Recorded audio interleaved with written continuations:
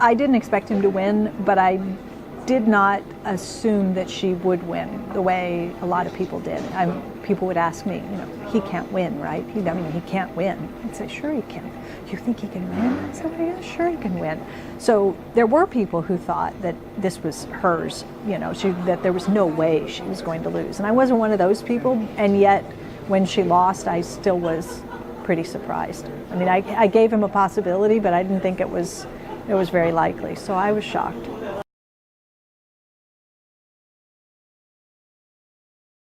It's inevitable. We're going to change in ways that may be good and bad, in ways that may be mostly bad, and it would be nice if they were in ways that were mostly good, but change is inevitable. We're going to change.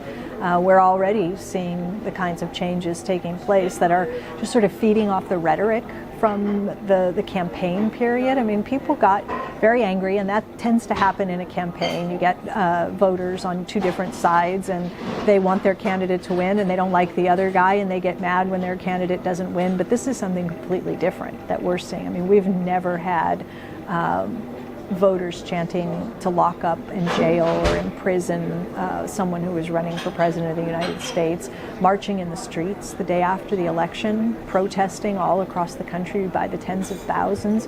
That hasn't happened in my lifetime. So there is change that will take place, and I think that what you're seeing already is some very scary things happening, and a lot of people worried and angry about what they think might happen, the kind of changes to our country that might happen under a President Trump.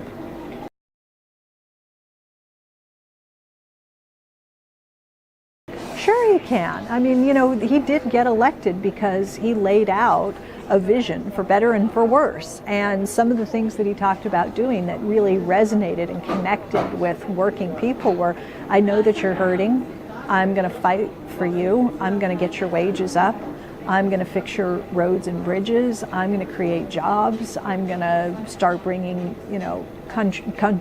companies back to America. We're going to have growth and employment and prosperity. And so he painted a very optimistic and positive picture on the economic side. And so can he deliver on some of those things? Sure he can. And I think that's what his base, the people who turned out and voted for him, are going to hold him accountable.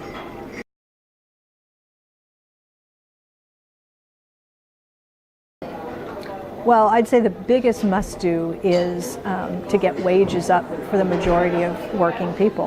That's, at the end of the day, that's what drove Donald Trump into the White House. It's not the fact that people at the very top have done extraordinarily well. It's because the vast majority haven't even done marginally better. And he's got to produce some real results. He's got to get people's wages up, because that's the problem. People are saying, I'm working longer hours for lower pay. I can't get ahead. I can't afford to send my kids to school. I'm making tough decisions between paying my rising healthcare premiums and food and other expenses that I have.